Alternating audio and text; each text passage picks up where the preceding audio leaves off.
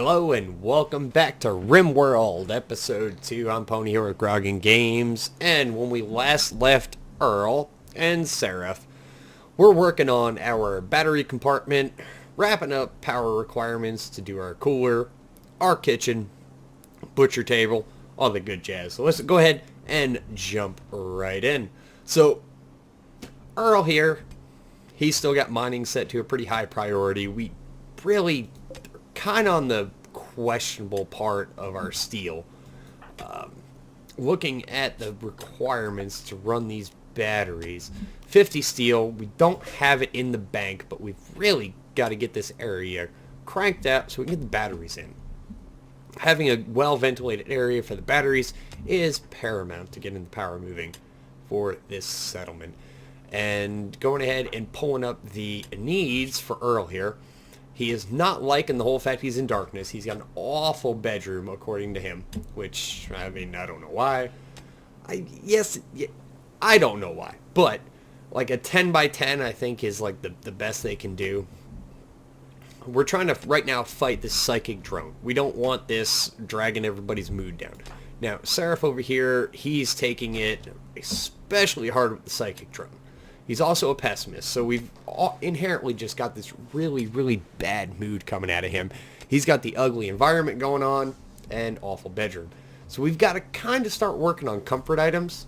And that being said, I mean, man, we are just not in the position to rock comfort items. I'd absolutely love to. We just really don't have the people or the manpower to rock those comfort items. We're going to get a lot of this slate stone out of the way. It slows people down when they walk, and we just really, really, really don't need that right now. We've dealt with one raid, one individual. Her corpse is actually still sitting here waiting to rot, which is fine by me. I mean, it doesn't seem to be affecting their mood any. And food is still, right now, my main concern. You know, food, water, shelter. Got to get them some food.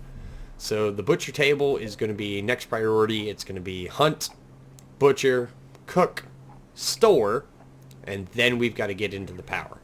Now, I do believe, this may have changed, the storage requirements for food is only, if I remember correctly, like 3 days at room temperature. So we're going to have to keep a good stock. I'd like to have enough to feed everybody for 2 weeks at all times. So at this point, we're going to need about 14 food just the last 2 weeks. We're in the spring, so growing is not out of the question yet. It's just hard to really quantify the time that it takes to grow. So yet again, now I'm done with my intro. We're going to go ahead and cut, and we're going to get these guys some progress made. I'll come back in once we have something to show you. Alright, popping back in here. Just a quick rundown for everybody who doesn't know, not too familiar with this game. First thing you have to do is you got to kill a critter. Your butcher table, going into that, needs to have a bill for butchering a creature. I always set this to forever, and later on we will put a stockpile just for critter corpses. There'll be a whole nother freezer to keep corpses. See our monkey here.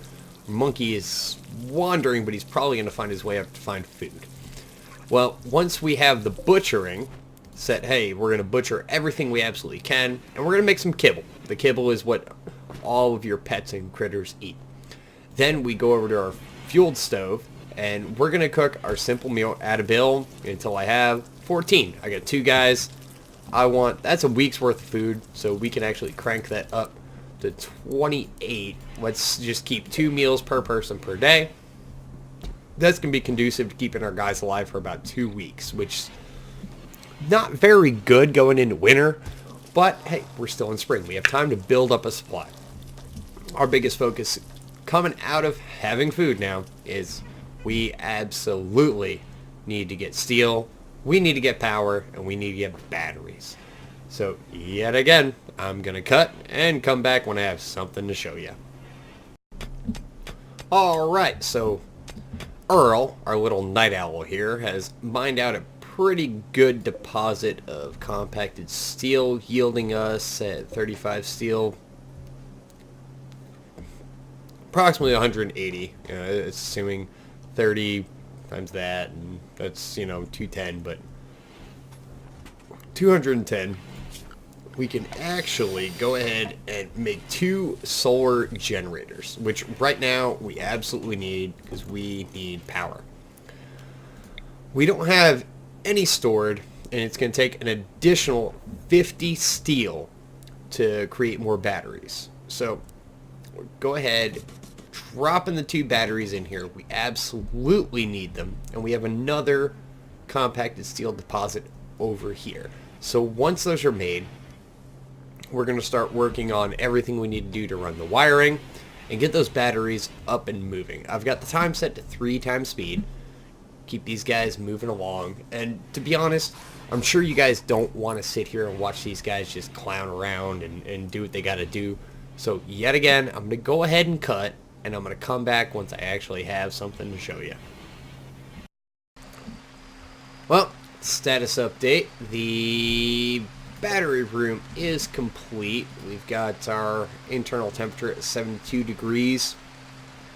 Now, the average temperature here in the summer, I thought got as high as 80 something.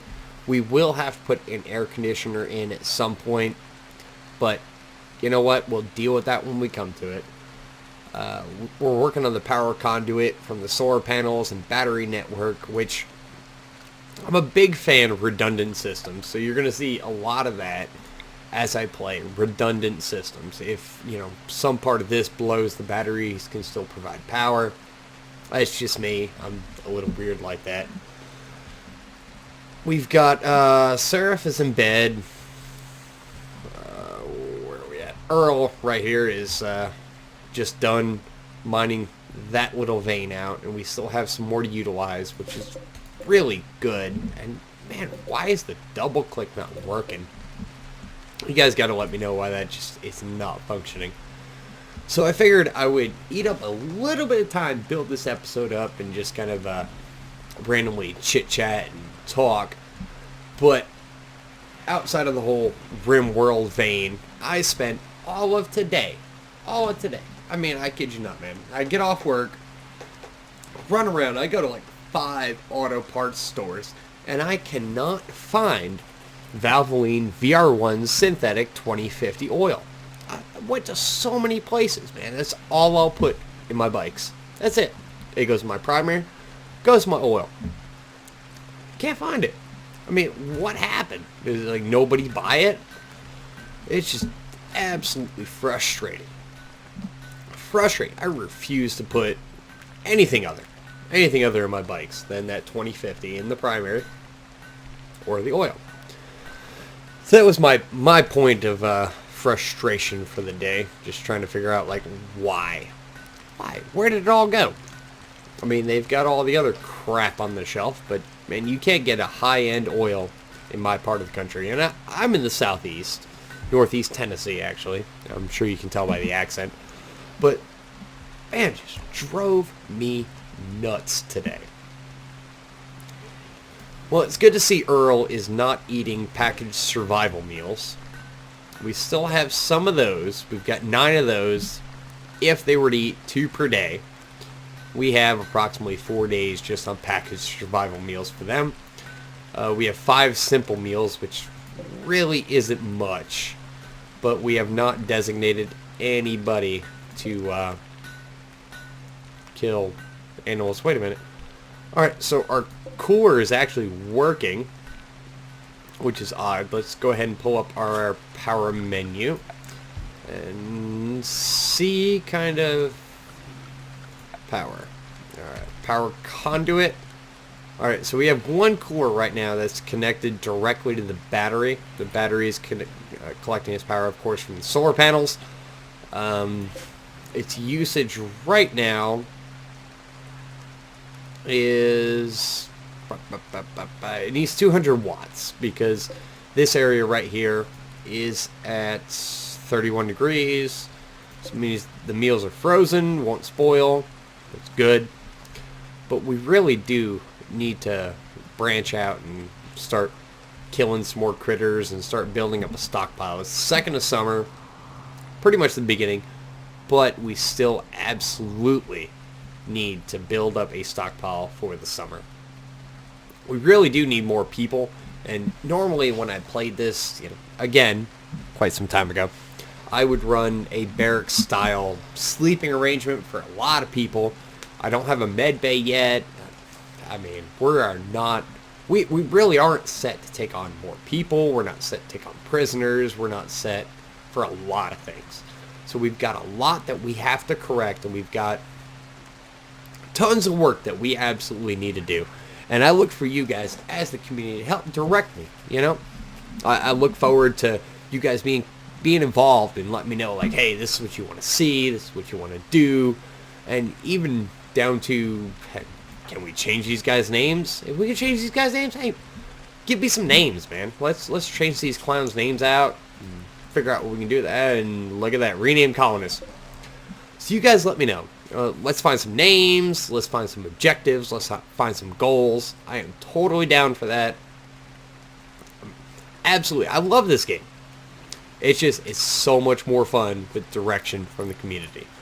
So I'm going to let these guys do their little worker ant bits of work, and I'm going to cut back once I have something a little more substantial. Because, again, next piece, we got to hunt some more. We've got to build a few more things. So I'm going to draw some plans out, get some stuff rolling. Be back in a moment. Alright, and we're back. So what we've done here is we've went ahead and hashed out 2 10 by 10 bedrooms here. Looking at a med bay right here is, I think, 10 by 12 with a medical supply slash, body parts and donor organ storage area off to the side of that. Other than using the med bay as a passageway or expanding this area out and roofing it in, we're kind of stuck just based on the floor plans I laid out. You'll notice that I've got it kind of capped off here because we're really not ready to excavate this out yet. Got marble, is that what this is? Yeah, marble flooring set to go in the rest of the structure, so we're looking good there, but big problems still to address. I mean, power is halfway taken care of for right now. We still have defense, we still have growing food, a couple other things to deal with. So yeah, why don't we go ahead and designate some critters to hunt. I don't really want to hunt this muffalo herd too bad, so we'll pick a wanderer off the side there and take them. The muffalo hide is really good. We'll definitely need some coats for the winter. We definitely need clothes for, where did he go? Seraph right here. Seraph is kind of at the rickety edge of having clothes to wear, so that's pretty bad news for him. He's going ahead and hauling this steel into the storage area, or actually going straight to building power conduit. But yeah, I mean, we're looking good. We're looking good. I don't expect to get a whole lot done this episode. There's a lot of learning to do. We've got 2 guys. They're working off shifts. We'll get their health here, or their needs here, and he just feels bad. He doesn't like the clothes he's wearing. He's a pessimist, and he really, none of them like the bedrooms they're in, which is sucks, but hey, we'll get to it when we get to it. I'm apprehensive for putting standing lamps in the bedrooms, well, this bedroom over here specifically, strictly because it's going to take a lot of resource to get. Yeah, we're going to do it anyway. We're going to go ahead and do it anyway, because I can't really deal with this guy being a whiny little brat over that. So let's drag that over. Drag it up. Let's drag it. Oh, one more. Yeah. Can't have nothing nice. We'll just kind of run that through there. Worst case scenario, this becomes a research room or something of the similar later. Let's go ahead and... It's tree. You're a problem, tree. Seraph, let's go murderize a tree. You cut that oak tree. Make it go away, sir. That's your job right now. Well, I see our guys are still, for whatever reason, leaning on those packaged survival meals, which I don't really understand the decision making that goes on through a lot of this game. But if we've still got those 5 prepped meals, which I believe we do, yep, that's good. They're frozen, and they should maintain being frozen for quite some time. Got good power. Batteries are looking good. Alright, let's go ahead and shore up this power conduit. Now, interesting. There we go. I don't really know what's going on there. It is what it is. We'll just kind of make it work as it works. And again, this can be some outcropping, or, you know, hey, we can even deal with turrets at that point, which actually really raises the idea. It's 175 steel.